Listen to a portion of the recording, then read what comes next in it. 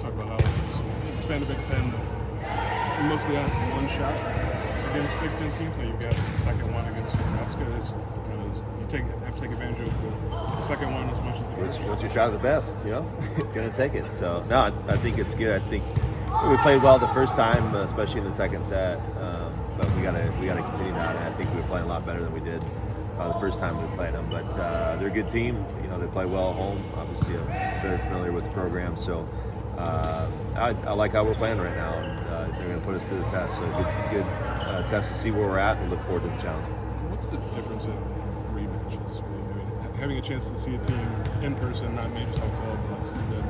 Yeah, I think that's just what it is, right? You talk about it on film, you get to try to replicate it in your practice gym as much as you can, but to actually see it and feel it, and then you have some memory of what it was like, and it wasn't that long ago. So some of the adjustments that you try to make in match maybe weren't understood, or maybe it was a little bit different than what we saw on film, and you got to see how they attacked you the first time. You expect some of the same the second time, and you also have some different personnel for them back on the floor. So Amy Jackson's back for them, and you got to prep for a different player too. So for us, but it's still it'd be about really good with the basics. I think defensively we've been good in these last several matches, and we look forward to try to continue that.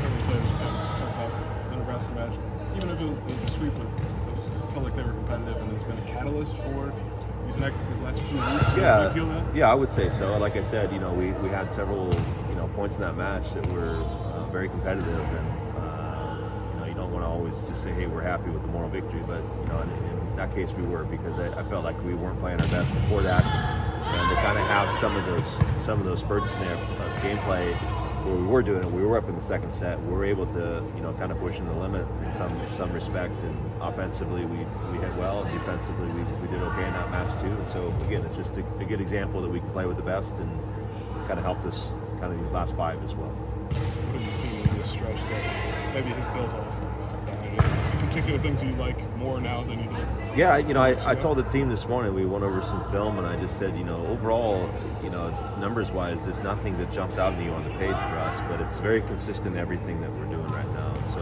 whether it's the serve and pass game, defensively, offensively, all of our areas are good, and that's what you're looking for, to be a consistent team. And so obviously you're going to try to improve wherever you can.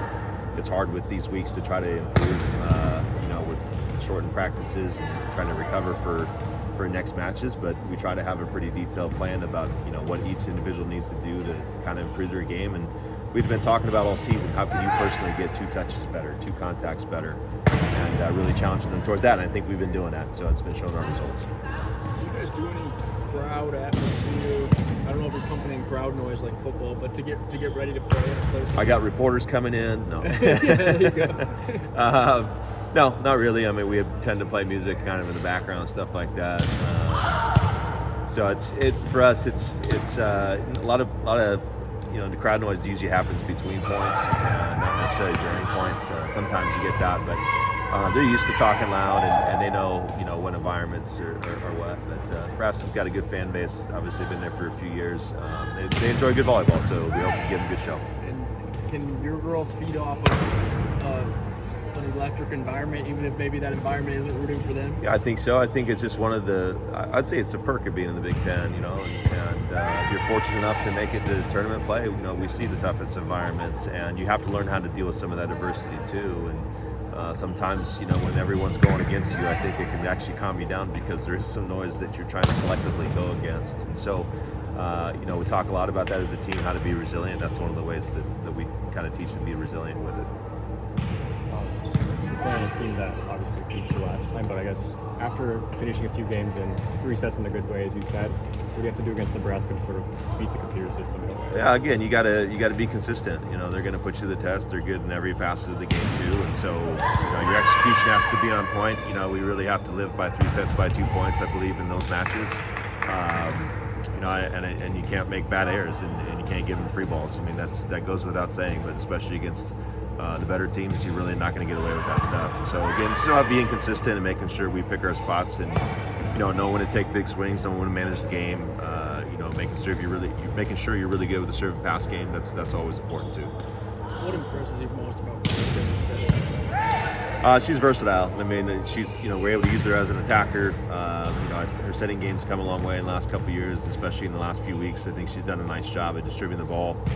We asked her to run a faster tempo this year, which isn't always easy to do, and she's been doing it well. So she's good in her own aspect of her skill set, but she's also kind of grown within her leadership as well. We were just talking to one of them, and they said that they're actually trying to communicate with her and with others on where they want the sets. How important is that, and how valuable is that for them to be able to talk to each other and let each other know? I say similar to quarterbacks and receivers. It's where you want the ball, or point guards and shooters. Hey, here's where I like the ball, and here's how I feel comfortable scoring or catching the ball, whatever it might be. So for us, it's about put a little bit higher, a little bit faster. So it's kind of those small nuances that really do make a big difference, and she's been able to do that this year. So it's been good to see. It's really shown you. She says she's settled into a brand new position. Yeah, and she played a lot for us last year, so she got some game experience, but it's different kind of switching to right back, and that's a whole different skill set. You see a lot more balls that way. A lot of teams, teach hitters to hit that way because it's just hard to run offenses from that direction, and usually a lot of tip coverage. You're going to see some powerful swings over there, especially from opposites. And, your line defense has to be good. So she's been doing it well. I mean, we had Taylor Cooper here several years playing the right back. She reminds me a lot of her play, and she's doing a great job and just improving every game as well. Really said that she's maybe just feels more confident to be her more energetic, boisterous self this year than last year.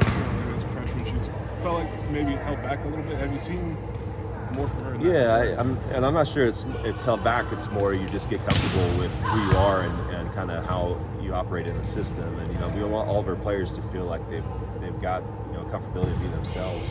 Obviously within reason. But one of the things we have always liked about her game is she's a spitfire. And, she gets a good dig and she helps score a good point. You're gonna see her cheer just as loud as anyone, and that's really important. I think when you get into these big moments that you have players that are able to be external, that are able to kind of help the team with their energy consistently, and she's doing that great.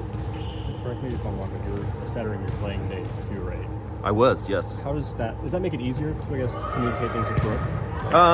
Yes and no. I mean, every setter's going to be different, and we had Jordan in the gym last week, and how I train all my setters really is like they have to find their comfortability too. I'm not dictating plays for them from the sideline. I'll tell them what I see. I tell them why I'm seeing it.